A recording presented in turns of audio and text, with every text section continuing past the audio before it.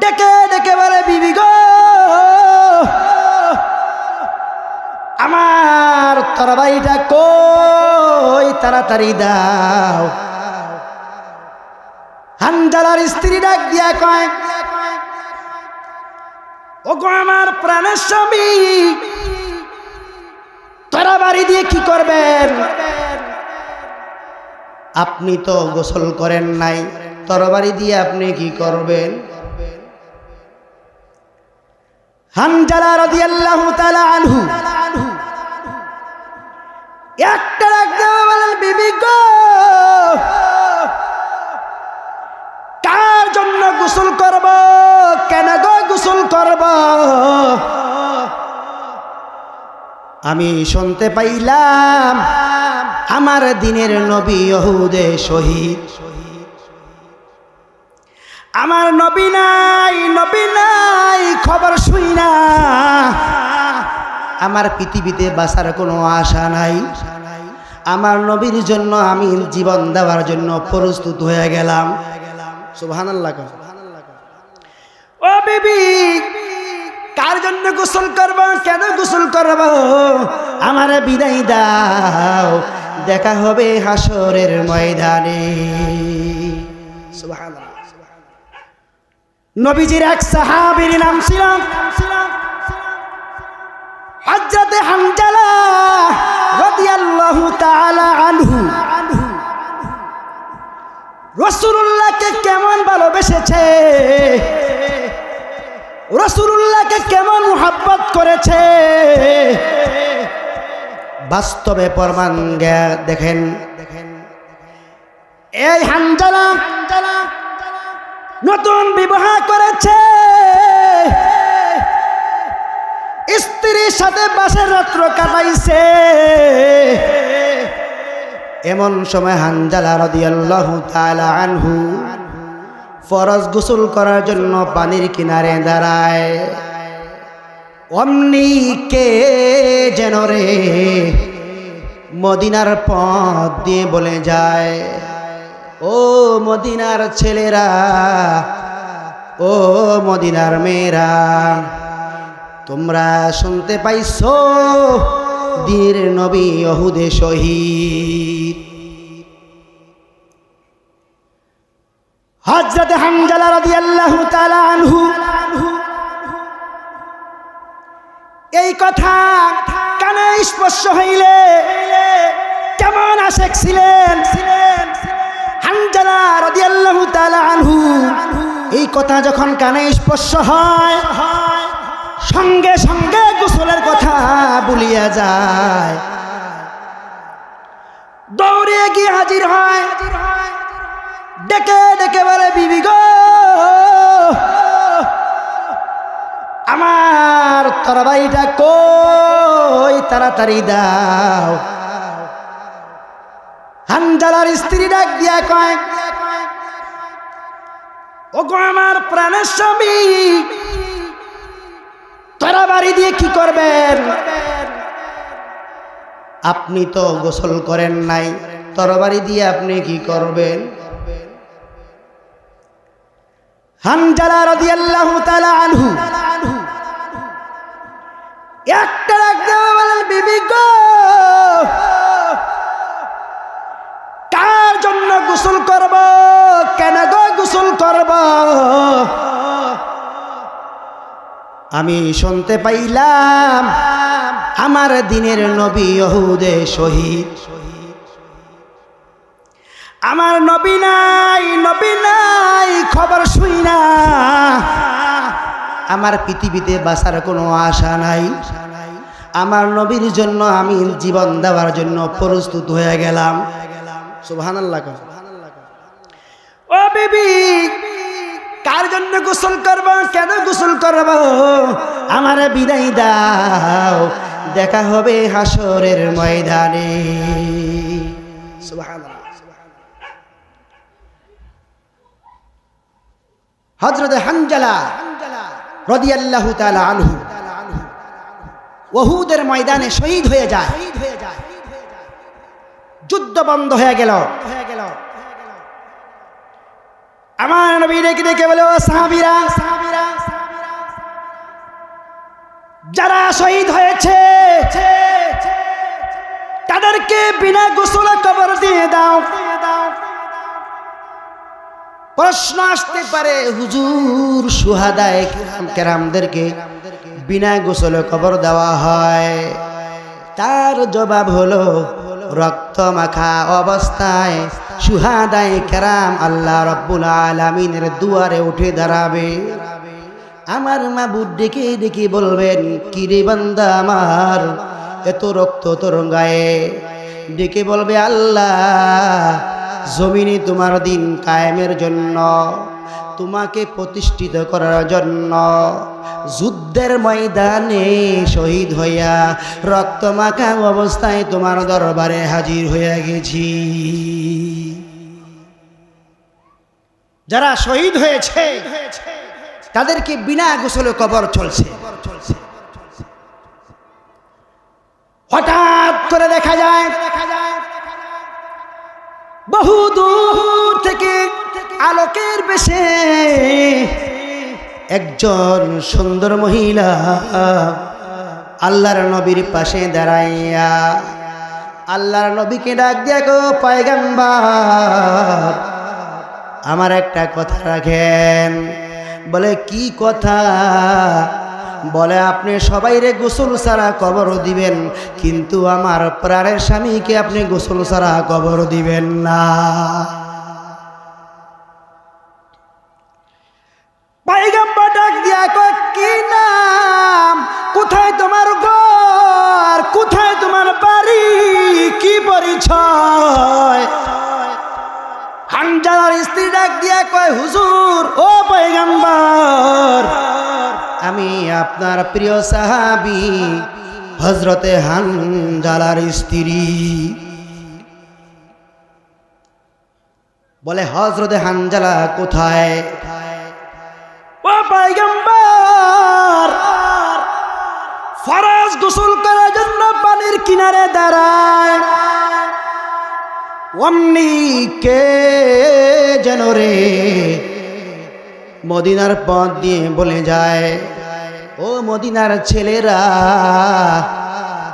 ও মদিনার মেয়েরা, তোমরা শুনতে পাইছো দিনের নবী উহুদে শহীদ। আপনি শহীদ হয়ে গেছেন, আপনি চির বিদায় হয়ে গেছেন। এই খবর শুনিয়া আমার স্বামী গোসলের কথা ভুলে যায়,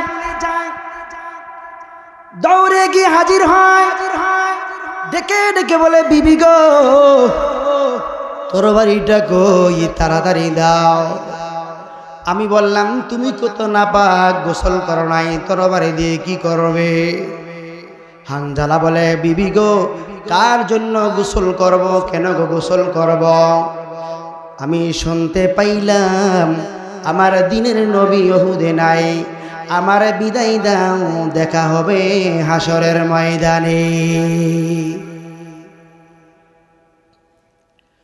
হুজুর, আমার প্রাণের স্বামী নাপাক, গোসল ছাড়া কবর দিবেন না। আমার নবী ডাক দিয়া কয়, ও সাহাবীরা,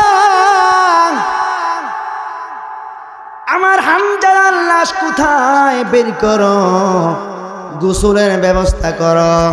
অমনি আকাশ থেকে আওয়াজ আসলো, জিব্রাইল রে, উহুদে আমার বন্ধুর কাছে যাও, আমার বন্ধুকে আমার সালাম বলে দাও, আমার বন্ধুকে বলে দাও যে হানজালা আমার হাবিবের জন্য জীবন দিতে পারল, যে হানজালা আমার হাবিবের প্রেমে পড়ে গোসলের কথা পর্যন্ত ভুলে যেতে পারল।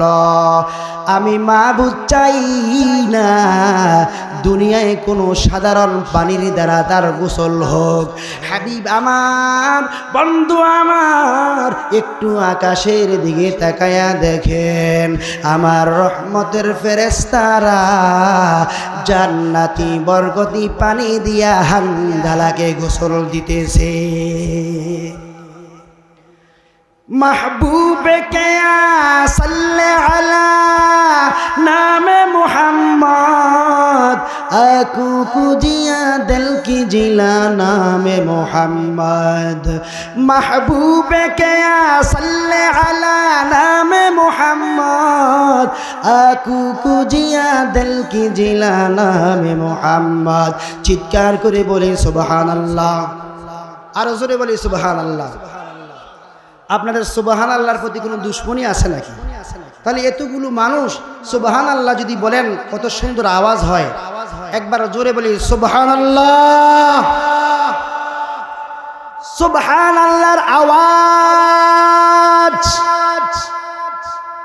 যদি কোনো ইমানদারের জবান থেকে বের হয় আল্লাহ পাক রব্বুল আলামিন বলেন ও ফেরেশতা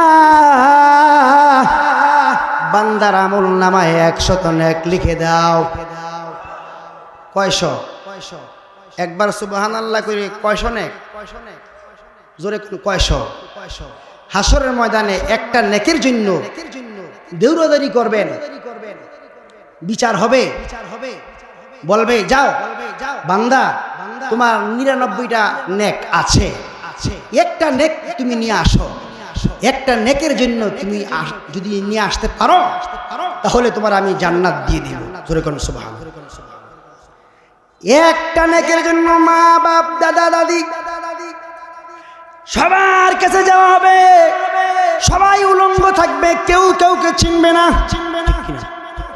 কথা বলে না এ কি মিথ্যা কথা বললাম নাকি আমার নিজের বান উঠিয়ে কোনো কথা বললাম তাহলে সুবহানাল্লাহ বলতে হবে যেই জায়গায় সুবহানাল্লাহ বলার দরকার সেই জায়গায় সুবহানাল্লাহ বলতে হবে যেই জায়গায় মাশাআল্লাহ বলা দরকার সেই জায়গায় মাশাআল্লাহ বলতে হবে মুসলমান দাবি করতে হলে মুসলমানের সন্তান কর্তব্য হচ্ছে যেই জায়গায় সুবহানাল্লাহ যে জায়গায় আলহামদুলিল্লাহ যেই জায়গায় আল্লাহু আকবার ঠিক তথা বলতে হবে ঠিক কিনা জোরে বলেন একবার সুবহানাল্লাহর বিনিময়ে জান্নাতের বাগানে বান্দার জন্য ফলের বাগান তৈরি করা হয় এত বিশাল বড় ফলের বাগান দ্রুতগামী ঘোড়া যদি 500 বছর দৌড়ায় বাগানের এক মাথা থেকে অপর মাথা গিয়ে শেষ করতে পারবে না তাহলে সুবহানাল্লাহর লাভ আছে না নাই তাহলে আরো একবার জোরে সোরে বলি সুবহানাল্লাহ ভাইয়েরা আমার শাহজালাল শাহ পরান শাহ মাখদুম শাহ কেরামত আলীর লালিত আবাদকৃত বাংলার মাটিতে মিশরের মতন দিল্লির মতন ইয়ামান দেশের মতন বাংলাদেশেও কোন পাপভ্রষ্ট মুসলমানের একটি এজেন্ডা বাস্তবায়ন করতে দেওয়া হবে না ঠিক কিনা বলে ভাইরা আমার সেই মিশরের বিপ্লবীদের কাছ থেকে শিক্ষা নিন আনোয়ার সাদাত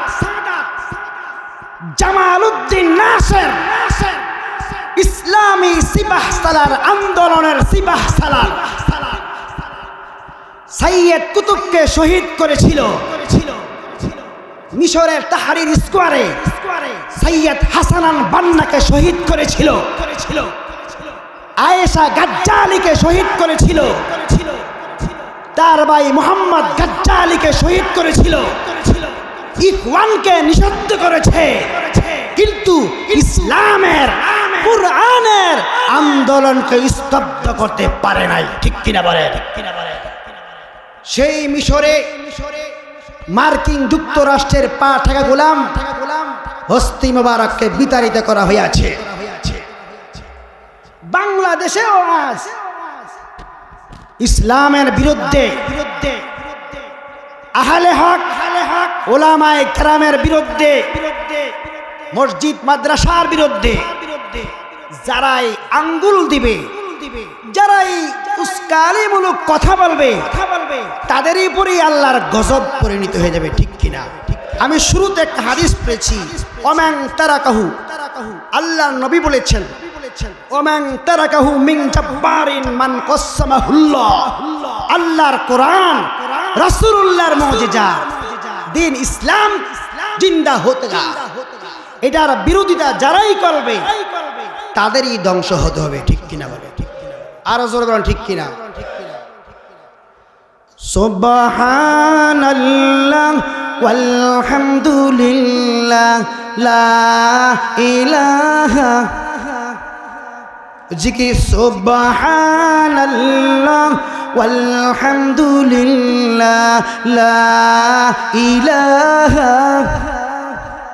মাশাআল্লাহ, স্টেজ ভরে যাচ্ছে, পিছনে বেড়া একটু আগায় আসি আর জিকির সুবহানাল্লাহ ওয়ালহামদুলিল্লাহ লা ইলাহা লা ইলাহা ইল্লাল্লাহ লা ইলাহা সুবহানাল্লাহ ওয়ালহামদুলিল্লাহ লা ইলাহা জোরে সুবহানাল্লাহ ওয়ালহামদুলিল্লাহ লা ইলাহা লা ইলাহা ইল্লাল্লাহ লা ইলাহা অনুসরণ অনুসরণ রাসূলের সুন্নত, রাসূলের মুহাব্বত, আল্লাহ তাআলার ভয়। যদি আমরা এগুলো মানতে পারি তাহলে আমরা ইহকালে শান্তি, পরকালে মুক্তি, ঠিক কিনা বলেন? যেমন যথাভাবে সাহাবায়ে কেরাম রাসূলুল্লাহকে কেমন ভালোবেসেছেন, যেমন হযরত হানজালার ঘটনা শুনলাম, হযরত আলী রাদিয়াল্লাহু তাআলা আনহু, হযরত আবু বকর সিদ্দিক রাদিয়াল্লাহু তাআলা আনহু, হযরত ওমর রাদিয়াল্লাহু তাআলা আনহু, তারা রাসূলুল্লাহকে জীবনের চাইতে বেশি ভালোবেসেছেন, ঠিক কিনা? তারা জীবনের চাইতে বেশি ভালোবেসেছেন। আবু বকর সিদ্দিক রাদিয়াল্লাহু তাআলা আনহু নবীজিকে জীবনের চাইতে বেশি ভালোবেসেছেন, জীবনের চাইতে বেশি মহব্বত করেছেন। ওমর রাদিয়াল্লাহু তাআলা আনহু জীবনের চাইতে বেশি ভালোবেসেছেন, বেশি মহব্বত করেছেন। আল্লাহ রাসূল যখন মক্কা থেকে মদিনা চলে যাবেন, আল্লাহ রাসূল মক্কা থেকে মদিনায় যখন চলে যাবেন, হিজরত করার জন্য যখন রওনা হবেন, আল্লাহ নবীর সাহাবী জলিল কদর সাহাবী হযরত আলী রাদিয়াল্লাহু তাআলা আনহুকে ডেকে ডেকে বললেন, ও আলী, সোনার মদিনার পথ ধরলাম। হযরত আলী ডেকে বলে, হুজুর মদিনা যাবেন মদিনা, এইটা তো আমি আলী আগেও জানি, আপনি বলেছেন। তবে আমি আলী আপনাকে জিজ্ঞাসা করতে চাই, আল্লাহর হুকুমে সোনার মদিনায় যান না মক্কার কাফের মুশরিকের ভয়ে? আমি আলী জানতে চাই। সুবহানাল্লাহ। নবী আমার ডেকে বলে, আলী, কাফের মুশরিকের ভয় নাই। হযরত আলী ডাক দিয়া কয়, ও পয়গম্বর, কাফের মুশরিকের ভয় যদি হয়ে থাকে তাহলে একখানা তরবারি আমার হাতে দেন। তরবারি লইয়া আমি নবীর দরজার উপরে পিঠ লাগাইয়া দাঁড়াবো।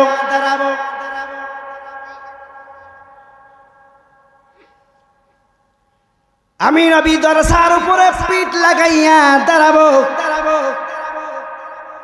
আমি দেখব মক্কার কোন শক্তি আমার হুজুরকে মারতে আসে। সুবহানাল্লাহ।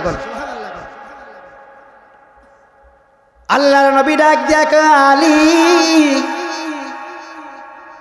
আমি কাফের মুশরিকের ভয়ে যাচ্ছি না, আমি হিজরত করার জন্য, আল্লাহর হুকুমে আমি হিজরত করার জন্য যাচ্ছি। জোরে কোন সুবহানাল্লাহ। হযরত আলী ডেকে বলেন, হুজুর, আল্লাহর হুকুমে যদি আপনি হিজরত করেন, তবে আমি আলী কি আজকের রাত্রে হতভাগা আলী কি আপনার কোনো উপকার আসতে পারি না? আমার নবী ডেকে বলে, ও আলী, উপকার যদি করতে চাও তাহলে আমার বিস্তার দিকে তাকিয়ে দেখো, আমার চাদরখানা পরে রয়েছে, পারলে আমার চাদর লইয়া আমার বিছানায় ঘুমিয়ে যাও। হযরত আলী চাদরের পাশে গিয়ে দাঁড়ালেন, দুই হাতে ধরলেন, চাদর বুকে লাগাইলেন, চুমা খাইলেন।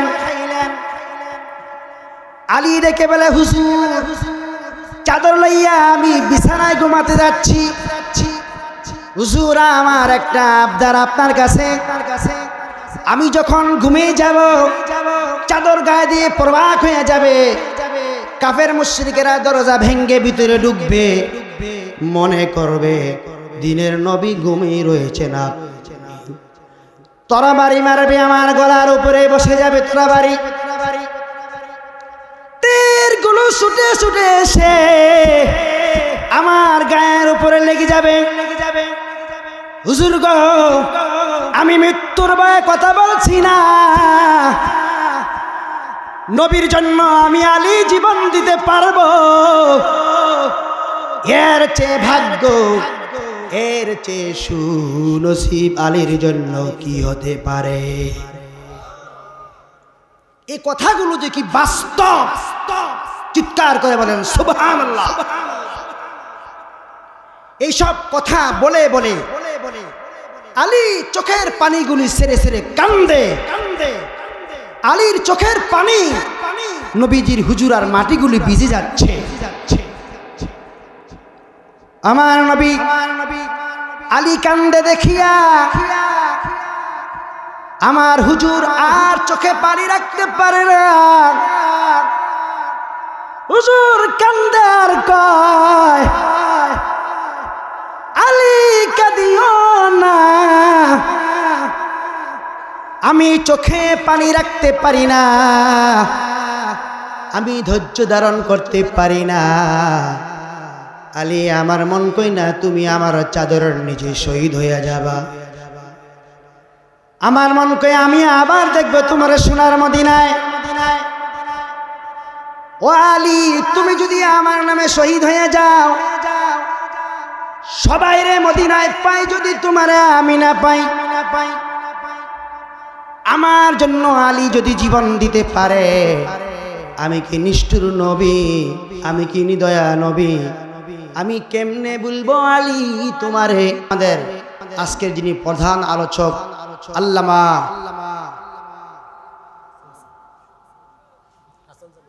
আল্লামা হাসান জামিল সাহেব হুজুর আসবেন, বিশেষ মেহমান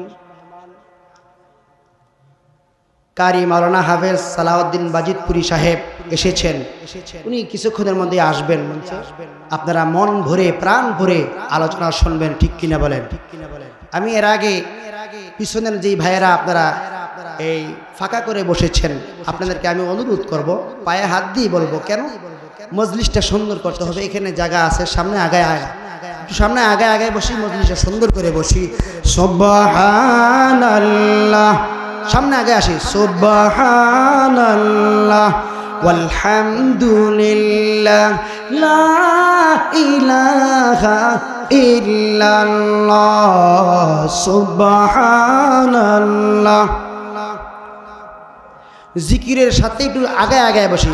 সুবহানাল্লাহ ওয়ালহামদুলিল্লাহ লা ইলাহা ইল্লাল্লাহ লা ইলাহা ইল্লাল্লাহ লা ইলাহা লা ইলাহা ইল্লাল্লাহ লা ইলাহা। মুহাব্বতে লা ইলাহা ইল্লাল্লাহ লা ইলাহা ইল্লাল্লাহ লা ইলাহা ইল্লাল্লাহ লা ইলাহা। ভাইরা আমার, বন্ধুরা আমার, আমি বলছিলাম আবু বকর নবীর জন্য জীবন দিয়ে দিল, ওমর নবীর জন্য কত মোহাব্বত, দুনিয়ার সবচেয়ে নবীকে বেশি ভালোবেসেছে। আল্লাহর নবী মক্কা থেকে যখন বের হয়ে যাবে, হাজার হাজার কাফেরেরা ঘেরাও করেছে, আল্লাহর নবী যেন না যাইতে পারে। আল্লাহর নবীর দুশমনের দল আবু জাহেল, আবু লাহাব, আবু সুফিয়ান, উতবা, সাইবা, মুগীরা সমস্ত কাফেরেরা রাসূলুল্লাহর বিরোধিতা করেছে। আল্লাহর নবী যখন মক্কা থেকে মদিনায় চলে যাবেন, কাফেরেরা ঘেরাও করেছেন রাসূলুল্লাহকে না যাওয়ার জন্য। এমন সময় আমার আল্লাহ ডাক দিয়া বলেন, হাবিব বন্ধু আমার, আপনি টেনশন করবেন না, পেরেশানি হইবেন না। নবী গো, এত কোনো টেনশন করবেন না, পেরেশানি হইবেন না। আপনি ইজি কায়দায় আপনি তেলাওয়াত করেন বিসমিল্লাহির রহমানির রহিম ইয়াসিন ওয়াল কুরআনিল হাকীম ইন্নাকা লামিনাল মুরসালিন। সুবহানাল্লাহ বলেন। হাবিব,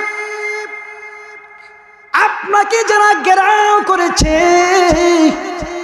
তারা আপনাকে কিছু করতে পারবে না গো নবীজি। আপনি কোনো টেনশন করবেন না, পেরেশানি হইবেন না। আপনি ইজি কায়দা ইয়াসিন সূরা থেকে কিছু আয়াত তেলাওয়াত করেন, এক মুষ্টি বালি হাতে নেন, আর বালিগুলোর মধ্যে আপনি দম করেন। দম করিয়া আপনি সকল কাফেরদের দিকে আপনি নিক্ষেপ করেন। নিক্ষেপ করার দায়িত্ব আপনি নবীর। আমি আল্লাহ রাব্বুল আলামিন সমস্ত কাফেরদের চোখের ভিতরে ঢুকিয়ে দেওয়ার দায়িত্ব আমি আল্লাহ। আরো জোরে বলেন সুবহানাল্লাহ। সেই জন্য বলেন মা রামাইতা ইয রামাইতা ওয়ালাকিন্নাল্লাহা রামা। জোরে বলেন সুবহানাল্লাহ।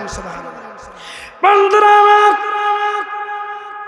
আল্লাহ দেখি বলে হাবিব, ওই চোখের ভিতরে বালিগুলো আপনি মেরেছেন, কিন্তু বালিগুলো সমস্ত কাফেরদের চোখের ভিতরে ঢুকায় দায়িত্ব ছিল আমি আল্লাহর। জোরে বলেন সুবহানাল্লাহ।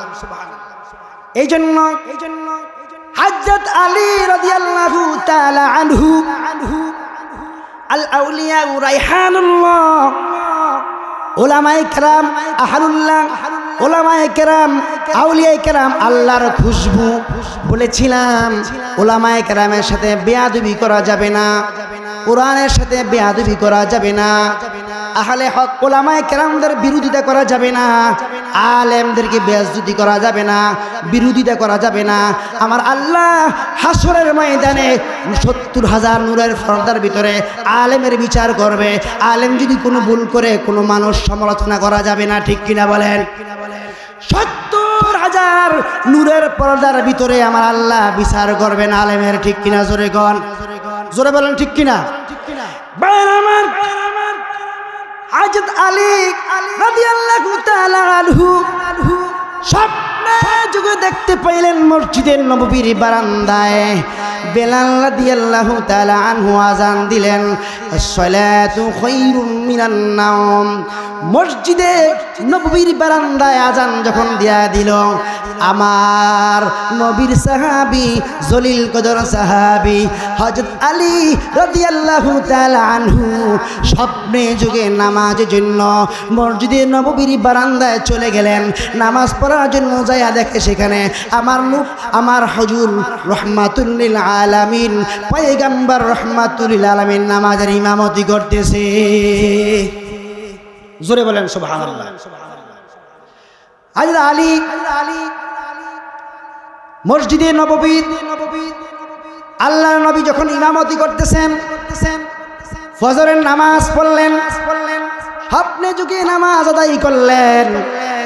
নামাজ আদায় করার পরে মসজিদে নববীর বারান্দায় দাঁড়াইয়া আল্লাহর নবী থলিয়ার ভিতরে কিছু সংখ্যক খেজুর নিয়ে আসছে। বৃদ্ধা একটা মহিলা আল্লাহর নবী সাহাবায়ে কেরামদেরকে নিয়ে আলাপ আলোচনা করতেছেন। এমন সময় ওই মহিলা ডেকে ডেকে বলেন, ইয়া রাসূলুল্লাহ, ইয়া হাবিবাল্লাহ, ও পয়গম্বর, আমি আপনার জন্য কিছু সংখ্যক তাবাররুক নিয়ে এসেছি, খেজুর নিয়ে এসেছি থলিয়ার ভিতরে। আপনি নেন, আপনি খান, আপনার সঙ্গী সাথীদেরকেও আপনি খাওয়ান। সুবহানাল্লাহ। আরো জোরে বলেন না সুবহানাল্লাহ। এইবার হযরত আলী রাদিয়াল্লাহু তাআলা আনহু খেজুর খাওয়ার জন্য আল্লাহর নবী অনেক সাহাবায়ে কেরাম দাঁড়িয়েছে।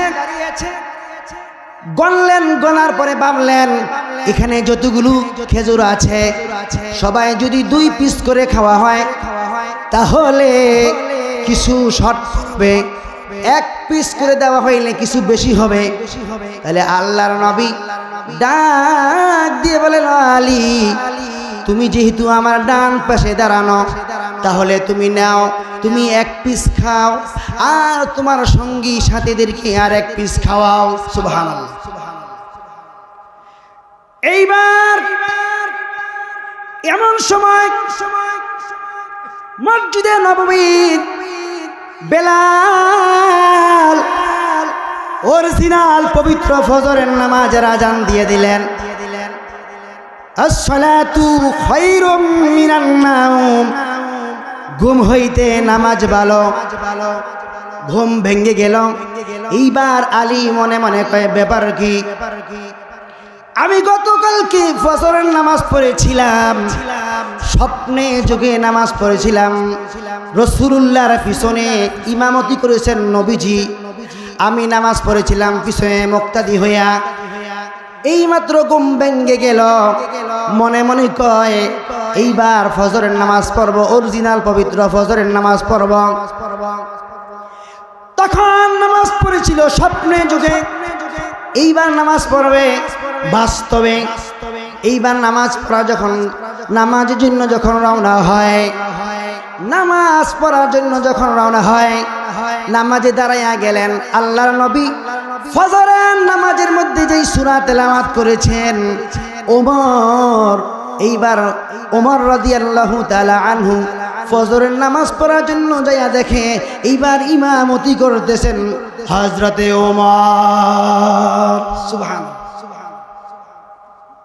এইবার মনে মনে কয়, হযরত আলী রাদিয়াল্লাহু তাআলা আনহু বলে যে আমি তখন পবিত্র ফজরের নামাজ পড়েছি, রাসূলুল্লাহর পিছনে রাসূলুল্লাহ নামাজ পড়াচ্ছেন, ইমামতি করেছেন, আমি ওনার পিছনে নামাজ পড়েছি। এইবার বাস্তবে আমার ভাই ওমর পবিত্র ফজরের নামাজ পড়াবেন, ইমামতি করবেন। ঠিক আছে, আমার ভাইয়ের পিছনে আমি নামাজ, অরিজিনাল পবিত্র ফজরের নামাজ আদায় করি। এইবার আলী ফজরের নামাজে দাঁড়িয়ে গেলেন। নামাজ পড়ার সময় দেখতে পাইলেন আল্লাহর নবী ফজরের নামাজের মধ্যে যেই সূরা তেলাওয়াত করেছেন, ওমর অবিকল সেই সূরা তেলাওয়াত করতেছে। ব্যাপার কি? আমি স্বপ্নে যুগে রাসূলুল্লাহর পিছনে নামাজ পড়েছি, স্বপ্নে যুগে রাসূলুল্লাহ যেই সূরা তেলাওয়াত করেছেন, এবার বাস্তবে আমার ভাই ওমর রাদিয়াল্লাহু তাআলা আনহু তিনিও রাসূলুল্লাহ যেই সূরা পড়তেছেন, ওমর আমার ভাই সেই সূরা তেলাওয়াত করলেন। দেখা যাক প্রথম রাকাতে যেই সূরা তেলাওয়াত করলেন, এইবার দ্বিতীয় রাকাতে দেখা যায় আল্লাহর নবী যেই সূরা তেলাওয়াত করেছেন, ওমরও সেই সূরা তেলাওয়াত করলেন। আলী মনে মনে কয়, ব্যাপারটা কি?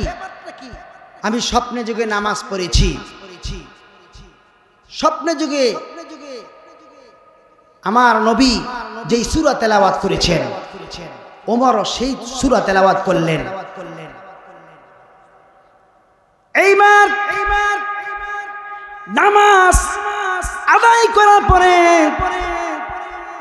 যখন নামাজের পরে মসজিদের নববীর বারান্দায় দাঁড়িয়ে সাহাবায়ে কেরামদেরকে নিয়ে আলাপ আলোচনা করতেছেন।